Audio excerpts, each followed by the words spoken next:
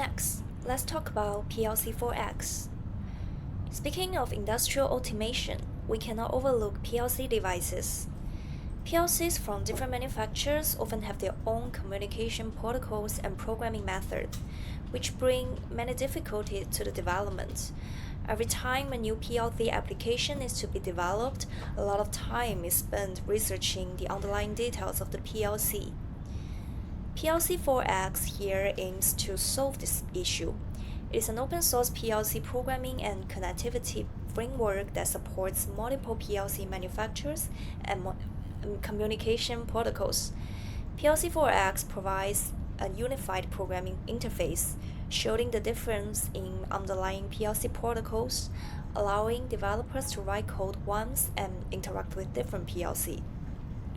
Additionally, PLC4X supports various database storage, including the CnosDB we just mentioned, which makes it very easy to transform PLC data to the database, greatly reducing the workload for developers.